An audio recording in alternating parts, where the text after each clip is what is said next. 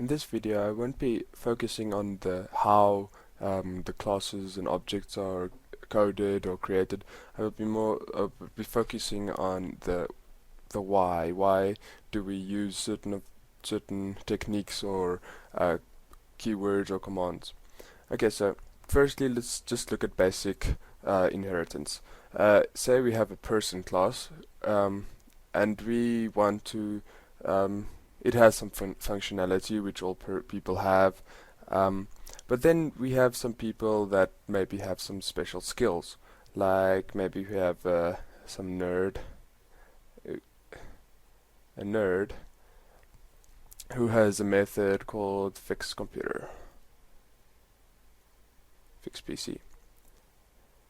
Now he's a person and he has all the normal functionality of a person, but he has this extra thing that he can do. So the easiest way to do that is then inherit from the person class um, publicly, but we'll come back to that later. But the thing here is you get all the functionality that the person class exposes, but you just add this one method that this class does differently. This means that you can treat this nerd class in your code like a person, but if you want to explicitly try to fix something, then this class also exposes that functionality. Now I said this nerd class inherits publicly from person, and let's just quickly go over what public and private and protected means. Basically, that's just setting the visibility of certain elements on a class. Now, what I mean by visibility is who is able to call or access functions or variables on that class. So if something is public, basically anyone can, if they have a reference to that class or object, they can call that member. This could be in static or dynamic case, so on the class or the object. So if we have something public, everyone can call it. But if we wanted to restrict that access, maybe we want to make sure that only certain classes or objects can call that method, you would either make it protected, which means that only classes that inherit from that class can call that method, or private, which means only that class in which the class the method or object no, not object variable is defined can access that method or variable.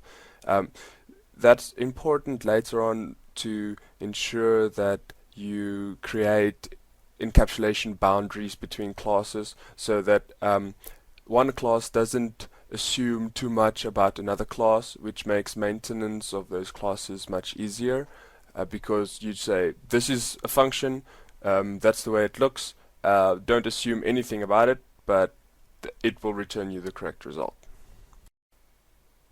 Okay, so let's also quickly look at accessors and mutators. If you have a variable on a class or a member on a class like this, a name on a person, which is of type string, then we would to protect that that variable, we would make it either private or protected, and then we would provide an accessor and a mutator for that value if we want to expose it to the public.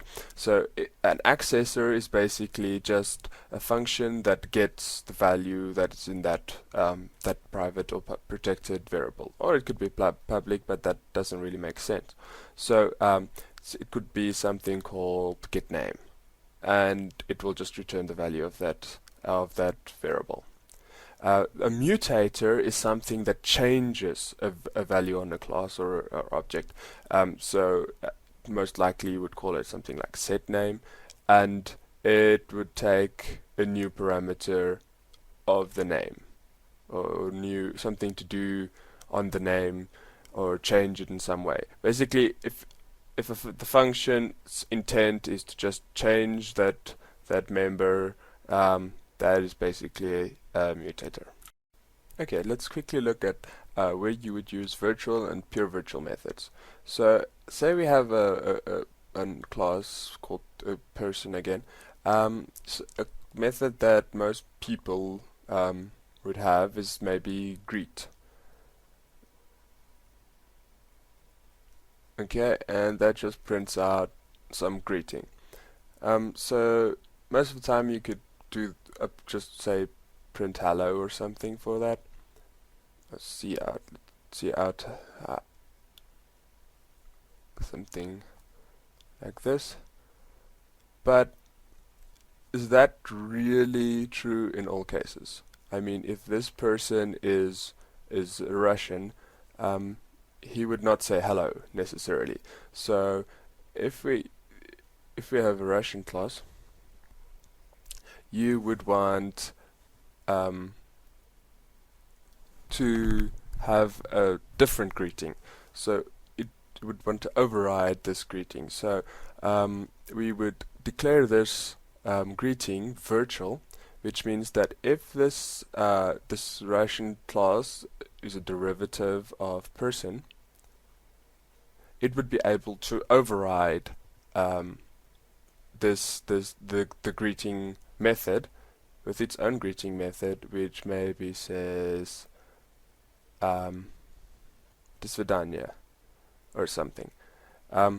But this is necessary if you have a array of persons maybe which contains Russians and Frenchmen or something like that. You don't really know which class you are working with, but you work with people who can greet, and the Russian and the all the different languages can override the greeting and print its own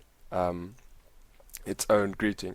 But this implementation of greet now is basically a bit biased because a person per se doesn't speak English. So to make that really applicable, we would make this pure virtual, which means it does not have an implementation at all, and then we would also have an English person would basically implement the original greeting that we had over here, and the Russian would implement its own one, and every class that derives from this person class, which is now abstract because it has a pure virtual function, will implement that. This person class is abstract because it doesn't have the implementation, as I said, but that means that it can't be instantiated. That you can't create a person object who's not a child class of a person. You can't have just a person class. You can have a person class which is an English class or a Russian class object, but you can't have just a person, because if you call greet on that person class, then it does not know how to handle that method.